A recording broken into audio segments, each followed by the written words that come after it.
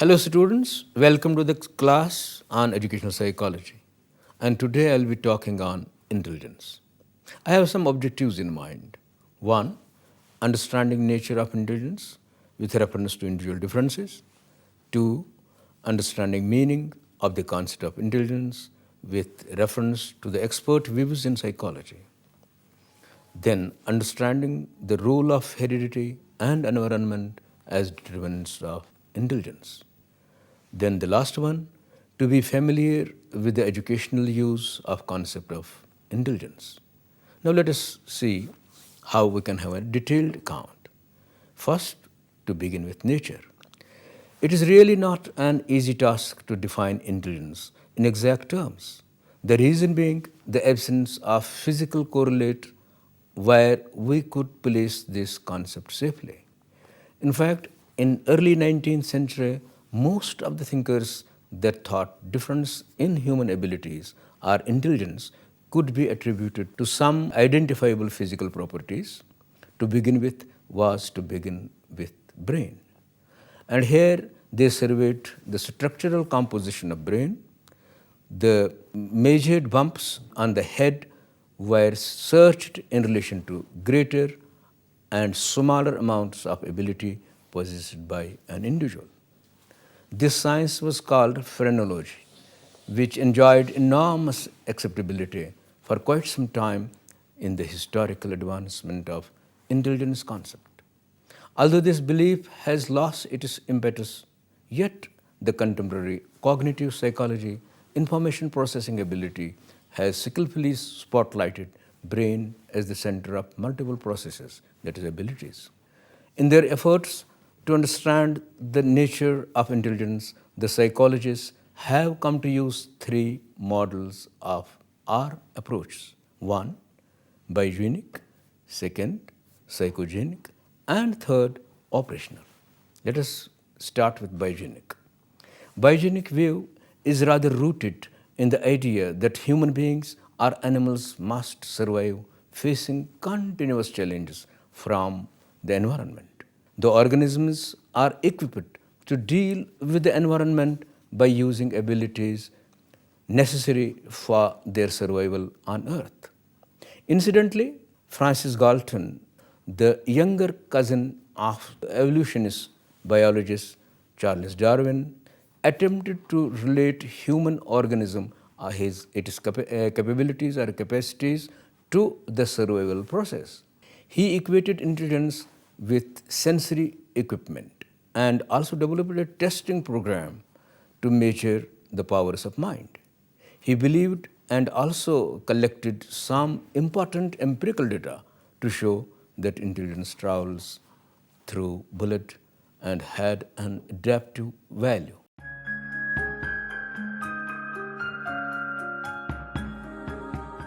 Some well-known figures in the field also suggest an adaptive or survival value of intelligence. One is Alfred Binet, having the honor of constitution of the Binet scales of intelligence, believes, quote, intelligence is the judgment called good sense, practical sense, initiative, the faculty of adapting oneself to the circumstances or being autocritique, closed. Then Freeman too believes in the adaptive or adjustive use of intelligence. He emphasizes the adjustment ability of an individual to his environment. Then we have Sir Cyril Burt. He opines that the intelligence is the power of readjustment to a relatively new situation. Then we have J.R. Sternberg, who thinks of intelligence as the abilities to adapt oneself to the vagaries of a challenging and uncertain real world and the environment. A consensus on the definition arrived at by the American Psychological Association in the year 1995 speaks of intelligence in these terms. Quote, individuals differ from one another in their ability and understand complex ideas to adapt effectively to the environment. Quote closed. A critical examination of the biogenic model does not allow the adaptive explanation of intelligence to be accepted as a rule. There are some serious weaknesses, like it doesn't hold true with all individuals. It has been found that the people with average or even below average intelligence do well with their environmental challenges. On the contrary, individuals with exceptionally high intelligence fail to adapt well to their environment. Examples are those of Voltaire, Victor Hugo, O. Henry, Freud, Pascal, Kafka, Mirza Ghalib, Faiz Ahmad Faiz, and Rumi. Now we come to psychogenic model. The psychogenic model emphasizes the principle of individual differences. Although these individual differences can be substantial, they are never essentially or entirely consistent. A given person and his intellectual performance will vary on different occasions, in different domains, and as judged by different criteria. Although considerable clarity has been achieved in some areas, no such conceptualization has yet answered all the important questions, and none commands universal assent. A true reflection of this psychogenic model came from the mainstream science on intelligence, and which was actually signed by 52 intelligence researchers in 1994.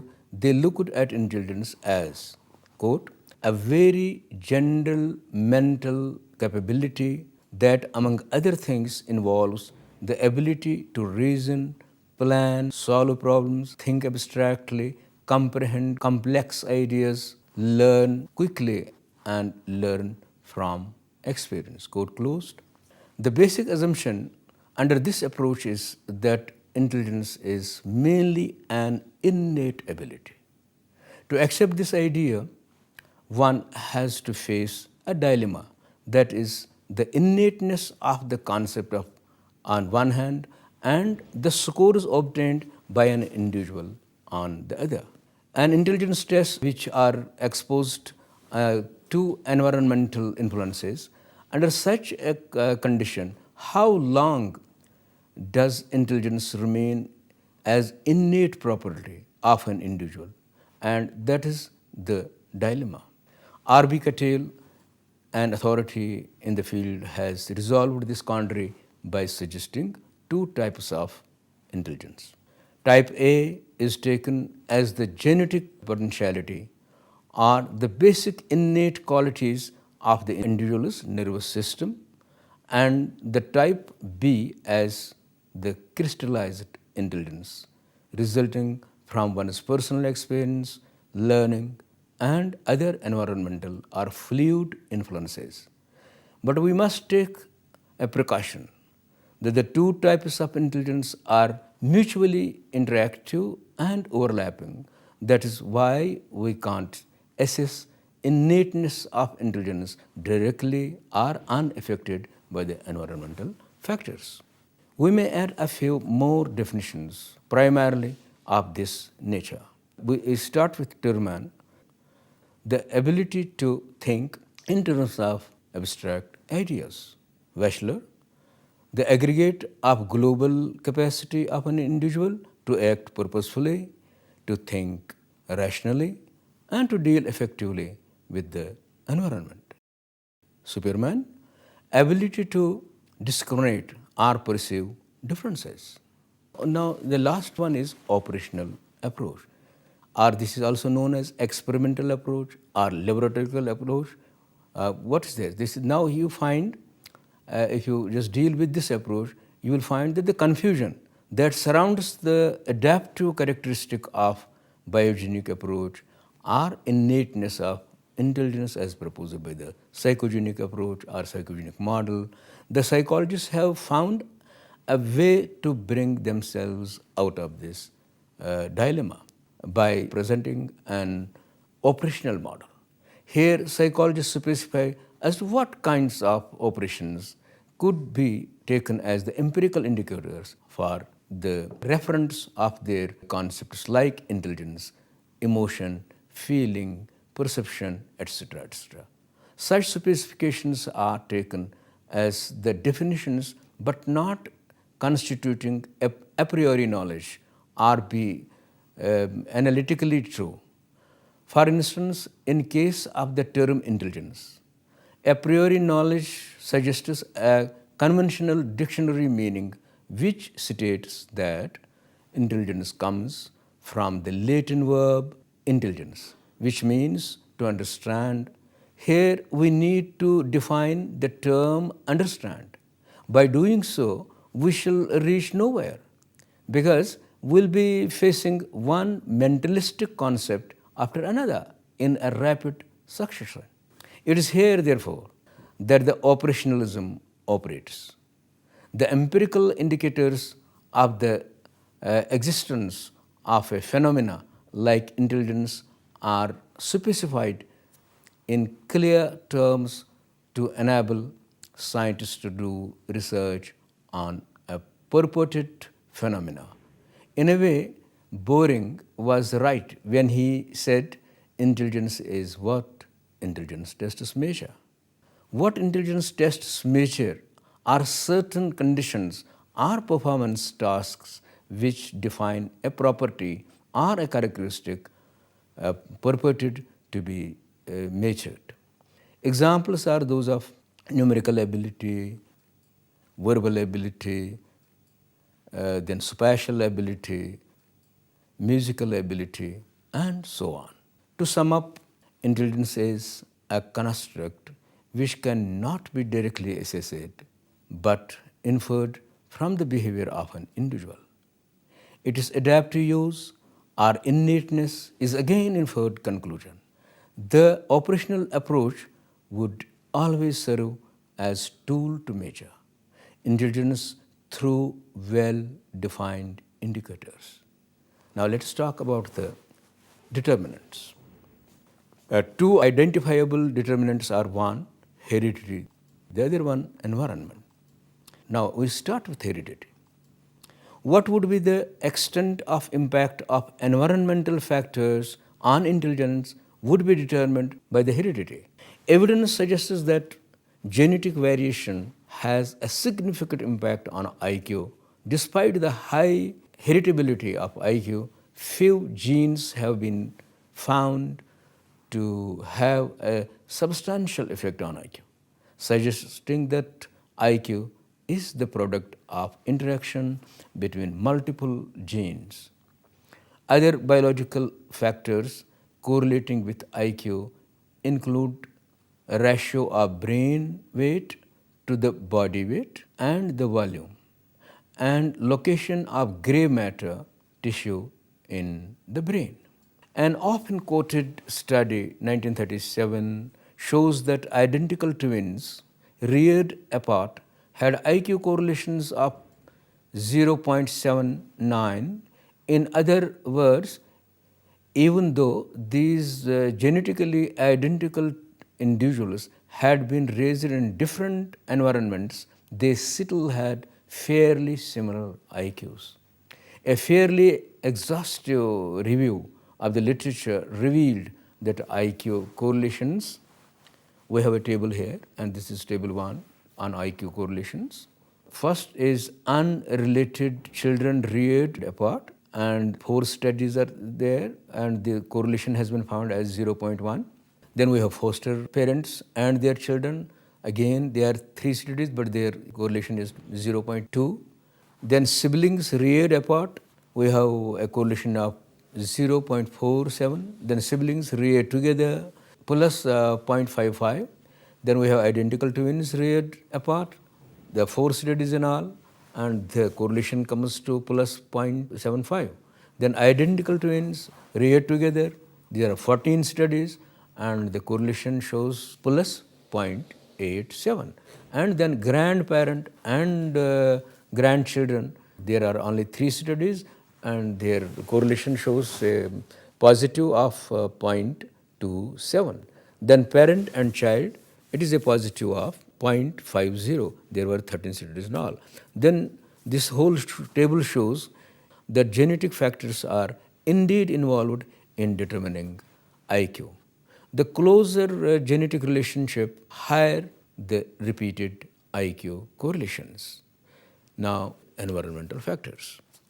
From the table cited above, we find that the identical twins reared together in same environment, their IQs are more similar than those reared apart. Also, when unrelated children are reared together, there is a significant correlation between their IQs, for instance, in the genetic linkage at all. Similar IQs result from the identical environments. Among other factors, impact of nutrition in early childhood has been studied having strong impact on the child's intellectual development. Mental retardation and nutritional deficiencies have been positively related. Some recent studies have shown that inadequate protein intake prevents full development of the brain, especially those areas involved in memory storage. Then another factor is stimulus variety.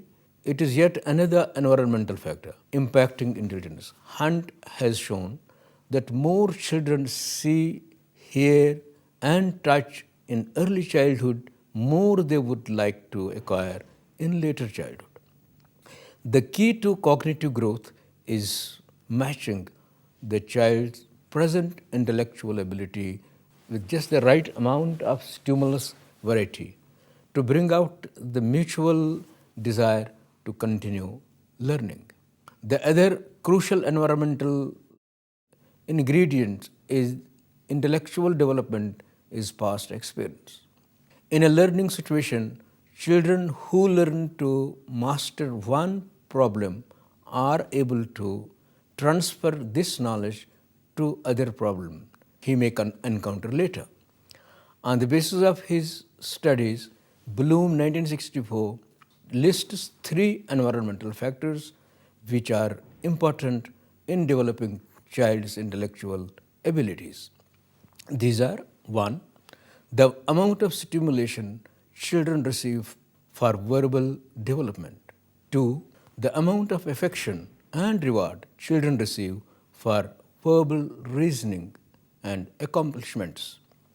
Third, the amount of encouragement children receive for active interaction with problems, exploration of the environment, and learning of new skills. Summing up, there is a lot of evidence available that intelligence is impacted both by nature, that is heredity, and nurture, that is environment. The influence comes as a result of their interaction with reference to specific periods of development.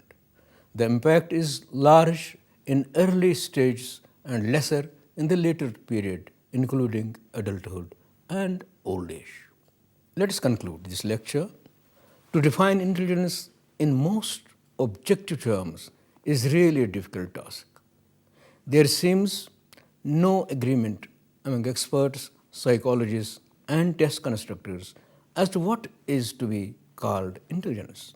People believing in the biological evolution of the species consider intelligence an ability helping human beings to survive in the mid and carry the struggle for existence throughout their life on earth. Psychologists take it as an inborn capability to execute the commerce of life in a balanced manner. Both bio and psychological explanations are only a qualitative presentation of some important perceptions. A numerical treatment is also required to assess intelligence of an individual in amount. To achieve this, the exactness of the primary components of intelligence has to be found. The operational approach helps here in working out a measurable definition used to be quantified for the purpose of ascertaining the extent to which a particular individual possesses a certain amount of intelligence in numerical terms, or in other words, to work out an IQ, that is quotient. For each person who is being tested for intelligence, we can have an IQ estimate. With these words, I conclude today's topic on intelligence. Thank you.